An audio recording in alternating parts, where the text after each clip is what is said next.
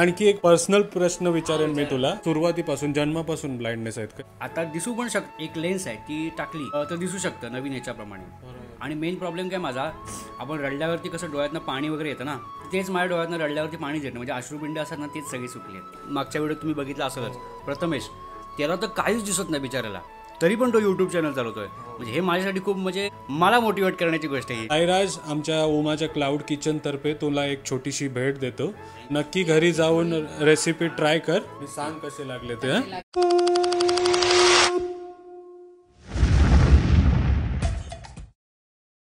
नमस्कार मंडळी, प्रणित कोहली पुन्हा एकदा तुमचं स्वागत करतो आपला मराठी यूट्यूब चॅनल उरण करंजेकरवरती. जसं तुम्हाला माहिती आहे, आपल्या चॅनलवरती आपल्या क्लाउड किचनची सिरीज सुरू आहे, ज्याच्यामध्ये आपण अलग अलग थाली आणि भरपूर सारे मसाले लोणच्यांचा प्रमोशन करतोय.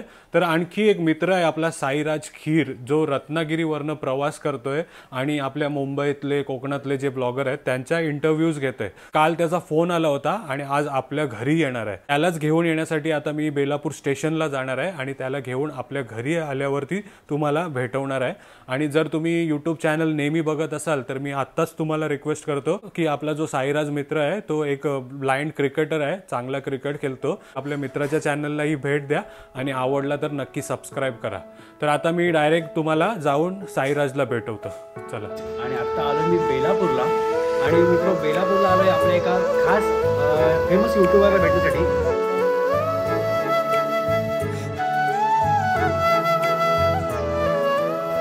या वेलकम वेलकम. तुमचं स्वागत आहे आमच्या घरी. थँक्यू. तर साईराज, हा बघ माझा प्ले बटन. अच्छा. हा, असा आपल्याला मिळतो 1,00,000 सबस्क्रायबर झाल्यावर. हा, तर तू पण यूट्यूबच्या याच्यामध्ये आहेस, तर तुला खूप शुभेच्छा पुन्हा एकदा. थँक्यू. हो, येईल ना तुझा पण. नक्कीच. हा, तर मंडळी आपला मित्र साईराज मेहनत करणार आहे, तर पुन्हा सांगतो नक्की विजिट करा चॅनल आपल्या मित्राचा आणि चांगले चांगले कमेंट्स करून त्याला मोटिवेट करा, प्रोत्साहन द्या. काय रेग्युलर व्हिडिओ आले पाहिजे त्याच्या यूट्यूबवरती. हां, आणि क्रिकेटर पण आहे आपला मित्र. तर क्रिकेट, ब्लाइंड क्रिकेटबद्दल काय सांगणार?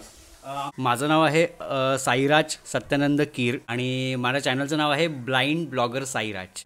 आणि आमचं ब्लाइंड क्रिकेट असतं स्पेशल, आणि म्हणजे आपलं नॉर्मलच असतं, फक्त त्याच्यामध्ये बॅट्स वगैरे सगळं सेमच असतं. 3 कॅटेगरी असतात, एक B1, B2 आणि B3 अशा 3 कॅटेगरी असतात. B1 म्हणजे टोटली ब्लाइंड, म्हणजे त्यांना काहीच दिसत नाही, आणि B2 म्हणजे थोडंसं दिसतं, म्हणजे माझ्यासारखे, आणि B3 म्हणजे ज्यांना 70 ते 80% दिसतं, म्हणजे पार्शली ब्लाइंड बोलतात आमच्यामध्ये त्यांना. तर अशा 3 कॅटेगरी, त्यांना B3 बोलतात. अशा 3 कॅटेगरी असतात. आणि क्रिकेटचं म्हणाल तर आपलं नॉर्मल क्रिकेटच असतं, फक्त बॉल फक्त आमचा चेंज असतो. प्लॅस्टिकचा बॉल असतो, एकदम हार्ड प्लॅस्टिक असतं ते, आणि त्याच्यामध्ये आतमध्ये घुंगरू असतात छोटे छोटे. म्हणजे तुम्हाला बॉल दिसत नाही ना? हा, त्या आवाजावरनं तुम्ही पकडता. आणि सफेद कलरचा बॉल असतो तो, आणि आवाजावर तो असं टाकला ना बॉल की आवाज येतो, घुंगरूचा आवाज येतो, आणि त्या घुंगरूच्या आवाजावरती आम्ही क्रिकेट खेळतो असं. मग आपली इंटरनॅशनलची पण टीम आहे काय? आपलं एक इंडियाची ब्लाइंडची क्रिकेटची टीम सुद्धा आहे, आणि मुलींची पण आहे. आणि आमचा एक आता त्याचं मला एक्झॅक्टली नाव आठवत नाही, एक आपला खेळाडू पण आहे, म्हणजे आपल्याच याच्यातनं बिलॉंग करतो, म्हणजे महाराष्ट्रातूनच. तो आपल्या इंडियन क्रिकेटमध्ये पण आहे, तो टोटली ब्लाइंड आहे. आणि तो ओके. तर साईराजची आपली ओळख कशी? तर आपला मित्र होता प्रथमेश, आपल्या घरी आला होता, त्यांनीच आपल्याला साईराजला इंट्रोड्यूस करून दिलं आहे, आणि त्याचंच आपण स्वागत करतोय. तसं माझ्याकडनं आणि सर्व व्ह्यूअर्सकडनं तुमचं स्वागत आहे आमच्या घरी, आणि खूप शुभेच्छा. हां सर तुम्हाला. असू द्या, पण जे काय तुम्ही करताय ते खूप म्हणजे इन्स्पायरिंग आहे. हा, उमा पण आहे इकडे. तर उमा, वाटतं ना, एक आदर्श वाटतं ना, इन्स्पायरिंग वाटतात ना. हा, बरोबर. इन्स्पिरेशन असू दे. साईराजला बघून असं तुम्हाला एक संदेश मिळतो की कधी थांबायचं नाही. हो, कोणा सांगायचं म्हणजे तुमच्याकडे काय कमी आहे की तुम्ही बघू नका, तुम्ही आहे त्याच्यात समाधी म्हणून पुढे चालत राहा. खूप चांगला संदेश दिलाय. काय म्हणता? हो, एकटाच. रत्नागिरीवरून. हा, रत्नागिरी एकटाच आले. अरे वा, रत्नागिरीवरनं एकटाच आलाय बघा. पूर्ण आता सफर करणार आहे मुंबईच्या ब्लॉगर्सची ना. हो, तर खूप शुभेच्छा तुम्हाला. तर किचन मध्ये उमा आहे, आपल्या घरी साईराज आलाय, त्याच्यासाठीच बघा कांदे पोहे बनवताना दिसतंय. म्हणजे कांदे पोहे आता तुझ्यासाठी नॉर्मल झालं असेल ना? हा, मोठे मोठे डिश बनवत असते.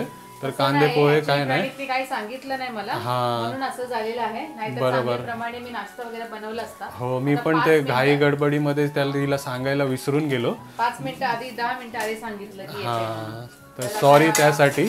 तर आज आपण कांदे पोहेच बनवून देणार आहे बघा.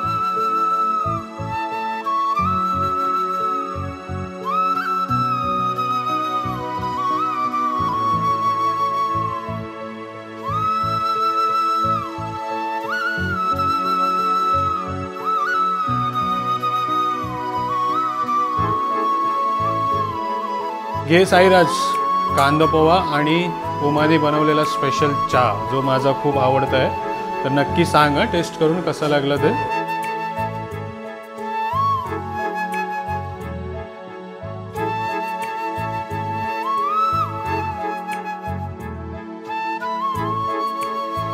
तर कांदे पोहे वगैरे खाऊन झालेत. तर साईराज कसे आहेत कांदे पोहे? कांदे पोहे एक नंबर. आता चहा पितोय, चहा पण एक नंबर, मस्त आहे. चहा भारीच बनवते उमा, माझा एकदम आवडता आहे चहा. चहा मी कधी मोस्टली जास्त पीत नाही, पण आज प्यायलो, खूप छान आहे. हो. तर आणखी एक पर्सनल प्रश्न विचारेन मी तुला, जर काय हरकत नसेल तर चालेल ना? No problem. म्हणजे ब्लाइंडनेस बद्दल काय सांगणार? तुमचा सुरुवातीपासून जन्मापासून ब्लाइंडनेस आहेत काय? मला ब्लाइंडनेस आहे ना, जन्मताच अंधत्व नाही आहे. 5.5 वर्षाचा असताना मला एका औषधाची रिएक्शन झाली, त्याच्यामुळे मला हा ब्लाइंडनेस आला आहे. मग तुम्ही असं मुंबईमध्ये कुठे असं चांगल्या डॉक्टरला असं दाखवलं नाही काय? माझी 4 ऑपरेशन झालेत. म्हणजे आई माझी मुंबईची आहे आणि मामा वगैरे आहेत मुंबईचे. हिंदुजाला पण दाखवलं, प्लस हैदराबाद LV प्रसाद तिकडे म्हणून गेलो. प्लस बरं ठीक आहे, हे सगळं झालं. म्हणजे कमी कमी दिसत गेलं, ठीक आहे. मग थोडंसं दिसत होतं मला. आणि प्लस थोड्या दिवसांनी हे खालच्या पापणीच्या डोळ्याचे केस असतात ना, ते वरती बुबळ्याला टोचायचे आणि त्याच्यामुळे मला ते अजून म्हणजे खूप त्रास व्हायचा डोळ्या, असं टोचायच्या बुबळ्याला असे खरायचे डोळे. तर त्यामुळे डॉक्टर काय बोलले, जर का तुम्ही वेळेत ऑपरेशन नाही केलं ना, जे त्यात थोडंसं तरी दिसतं म्हणजे 10-5% काय ते पण दिसणार नाही. तर मग हिंदुजाला 2दा ऑपरेशन झाली आणि ते LV प्रसादला 2दा, अशी 4 ऑपरेशन झाली. इकडचं ओटाच्या खालच्या माऊसकडून वरती ग्राफ्टिंग केलं आहे.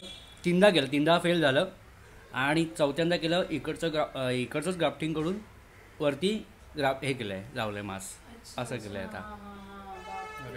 म्हणजे आता तुझी स्टोरी सांगतेस ते डोळ्यातनं पाणी येते ॲक्च्युली. आता दिसू पण शकतं नवीन, आता नवीनच, आता सगळं टेक्नॉलॉजी सगळी नवीन आहे, दिसू शकतं. एक लेन्स आहे, म्हणजे आता हिंदुजाला आपले एक मोठा डॉक्टर आहेत डोळ्याच्या, निशिता अगरवाल म्हणून, त्यांनी सांगितलं होतं की एक लेन्स आहे, ती टाकली तर दिसू शकतं नवीन ह्याच्याप्रमाणे. आणि मेन प्रॉब्लेम काय माझा, आपण रडल्यावरती कसं डोळ्यातनं पाणी वगैरे येतं ना, तेच माझ्या डोळ्यातनं रडल्यावरती पाणीच येतं, म्हणजे अश्रुपिंड असतात ना, तेच सगळी सुटली आहेत असं. तर आता ती लेन्स टाकली ना तर दिसू शकतं बोलतात, पण ते एक लेन्स आहे 4 लाख रुपये, अशा 2 लेन्स 8 लाख, आणि प्लस हिंदुजाच्या हॉस्पिटलचा बाकीचा इतर खर्च म्हणजे 10-12 लाख तरी हातात हवे. आणि ते पण मॅनेज होऊन जाईल, म्हणजे कसं आपल्या मोठमोठे हे सगळे काय म्हणतात त्याला, फाउंडेशन वगैरे सगळं ते करू शकतात. पण कसं माझं एज पण तेवढं नाही ना अजून, माझं ते एज 26 आहे. त्याच्यासाठी 30 तरी वय पाहिजे, जेवढं खूप मोठं ऑपरेशन आहे ते, असं तेवढं झेपवता पण आलं पाहिजे. तर आपल्या व्हिडिओच्या कमेंटमध्ये भरपूर सजेशन येतील तुम्हाला. तर नक्की मंडळी कमेंट करा, याच्यावरती काही हेल्प वगैरे आपण करू शकतो काय प्रथमेशला, तर नक्की करा. जो कोणी जाणकार असेल तो नक्कीच आपल्याला सजेशन देईल की कसं तुम्हाला हे फाउंडेशनतर्फे हेल्प घेतली पाहिजे. किंवा थोडं माझं एज व्हायला पाहिजे ना अजून, त्याच्यामुळे थांबलोय आम्ही. शिक्षण वगैरे कसं झालं मग पुढे, असं एवढं प्रॉब्लेमचे मध्ये तुम्ही शिक्षण, कारण छोटे वयात म्हणजे किती आपण खूप टेन्शन मध्ये, आताचं मुलं किती पॅनिक होऊन जातात, छोटे छोटे बिमारी आले तरी, पण तुम्ही कसं ते हे केलं, म्हणजे पहिले तर मी नॉर्मल शाळेतच जायचो, म्हणजे गावातल्याच. आणि मग थोड्या दिवसांनी मग आई माझी मुंबईची आहे, आता सांगितलंच मी. तर मुंबईत आमची एक वरळीला हॅपी होम म्हणून स्कूल आहे स्पेशल ब्लाइंडची, तर त्या शाळेमध्ये होतो. तिथे मी आमची जी स्पेशली ब्लाइंडची ब्रेल लिपी आहे ती वाचायला आणि लिहायला शिकलो, तिथे शिक्षण घेतलं. आणि माझ्या ह्या ऑपरेशनच्या कालावधीमध्ये ना शिक्षणाचा थोडा 2 वर्ष गॅप पडला होता. त्याच्यामुळे माझं थोडं वय होतं, म्हणजे मी 10वीची परीक्षा बाहेरून देऊ शकतो एवढं माझं वय होतं. मग मी काय केलं, हॅपीमधून निघून मग परत रत्नागिरीला आलो, गावाला परत गेलो. बाहेरून 17 नंबरचा फॉर्म भरला, 10वीची परीक्षा दिली, पासआउट झालो.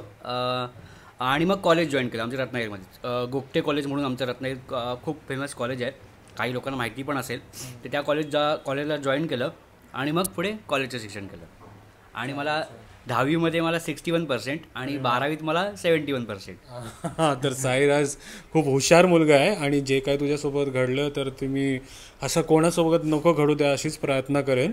हां, तर नक्की आपल्या मित्राला जो कोणी हेल्प करू शकतो तर नक्की हेल्प करा, जेणेकरणे आपल्याला साईराजला बघता येऊ द्या. तुमच्यामुळे म्हणजे आपल्याला साईराजला सर्व दुनिया बघता येऊ द्या अशी प्रार्थना करा आणि सर्वांनी. मी माझं म्हणणं एवढंच असतं की मला तर आता 70% ब्लाइंडनेस आहे, 20-30% दिसत आहे, पण जे काहीच त्यांना दिसत नाही. आता आपला उदाहरणार्थ प्रथमेश, तो आपल्या मागच्या व्हिडिओ तुम्ही बघितला असेलच, प्रथमेश, त्याला तर काहीच दिसत नाही बिचारायला, तरी पण तो यूट्यूब चॅनल चालवतोय. म्हणजे हे माझ्यासाठी खूप म्हणजे मला मोटिवेट करण्याची गोष्ट आहे ही, म्हणजे मी मोटिवेट होतो याने. चालेल, तर प्रथमेशची स्टोरी तर आपण ऐकलेली आहे. तर तुमची यूट्यूबची जर्नी कशी सुरुवात झाली? म्हणजे ओके. माझ्या यूट्यूब चॅनलची जर्नी म्हणजे मी 2 वर्षापूर्वी झाली. 16 सप्टेंबरला मी आपले असे आपल्या सगळ्यांचे व्हिडिओ बघायचे, तुमचे, आपले कोकणातले यूट्यूबर सगळ्यांचे व्हिडिओ बघायचो. आणि म्हटलं तेव्हाच ठरवलं की आपण काहीतरी दाखवायचं, म्हणजे आपण पण आता एवढं सगळं आपण पण आपलं गाव दाखवू शकतो ना आपण, असं. मग तेव्हापासून माझी सुरुवात झाली. आणि त्यामध्ये माझा मामाचा मुलगा, तर तो की मुंबईला असतो, तो बोलला की हो तू पण करू शकतो. त्याने मला थोडं मोटिवेट केलं. म्हणजे तो बोलला की कॉन्फिडन्स दिला, म्हणजे तू पण करू शकतो, का नाही करू शकत, तुला दिसत नसलं म्हणून काय, तू करू शकतोस. तर आणि तेव्हा तर काय माझ्याकडे एवढा काय फोन वगैरे चांगला नव्हता. मग मी फोनवर घेतला, म्हणजे 12वीवर झाल्यानंतर फोनवर चांगला घेतला. आणि मग मी सुरू केलं. गणपतीचं सीझन, गणपती होते तेव्हा पहिला व्हिडिओ टाकला. म्हणजे पहिले छोटे असे 5 सिनेमॅटिक असे व्हिडिओ टाकले. मग मी नवरात्रीमध्ये पहिला ब्लॉग शूट केला आणि असे स्टार्ट करत आत्तापर्यंत जर्नी चालू आहे. आणि आता आपल्या चॅनलचे जस्ट दिवाळीमध्ये 10,000 सबस्क्रायबर पूर्ण आले. वा, कॉंग्रॅच्युलेशन, खूप अभिनंदन. खूप भारी वाटलं 10,000चा आकडा ऐकून. तर मंडळी, आपला मित्र आहे साईराज, जो क्रिकेटही खेळतो, यूट्यूबही चालवतो आणि खूप एकदम मेहनतवाली जर्नी आहे मित्राची. तर नक्कीच त्याच्या चॅनलला भेट द्या. साईराज खीर, ब्लाइंड ब्लॉगर साईराज असं टाकलं तरी येणार किंवा साईराज टाकलं तरी येणार. आणि मी व्हिडिओच्या डिस्क्रिप्शनमध्ये त्याची लिंकही देणार आहे. तर नक्की जाऊन सबस्क्राईब करा आणि आपल्या मित्राला मोटिवेट करा, एनकरेज करा, ज्याने तो रोज व्हिडिओ बनवू शकेल. आणि एक गोष्ट सांगतो की म्हणजे मी आता जे यूट्यूबवर भेटतो, म्हणजे काही लोकांचा असा गैरसमज होऊ शकतो, म्हणजे बाबा हा सबस्क्रायबर भेटण्यासाठी जातो बाबा, वाढवण्यासाठी जातो वगैरे, असं काही नसतं. म्हणजे मला त्यांच्याकडून मी इन्स्पायर होतो त्या यूट्यूबरकडून. म्हणजे ते आपल्यापेक्षा मोठे यूट्यूबर आहेत आणि त्यांच्याकडून काही ना काही नवीन शिकायला मिळतं आपल्याला. तर त्यासाठी मी आपल्या सर्वांना भेटत असतो आणि प्लस त्यांची जर्नी पण दाखवतोय. आणि यूट्यूबर कधी मोठा होत नसतो, तो नेहमी काही ना काही शिकत असतो नवीन ब्लॉगच्या याच्यामध्ये. आणि तुम्ही अप्रोच करताय हे आम्हाला तुमची जर्नी दाखवायला ही खूप सुंदर वाटतं. तर पुन्हा एकदा खूप शुभेच्छा आणि आमच्या घरी आल्याबद्दल धन्यवाद. हो, तर साईराज, आमच्या उमाच्या क्लाउड किचनतर्फे तुला एक छोटीशी भेट देतो. दे उमा. तर नक्की घरी जाऊन रेसिपी ट्राय कर. मसाले दिलेत आमचे. आणि सांग कसे लागले ते. हो, चालेल. थँक्यू.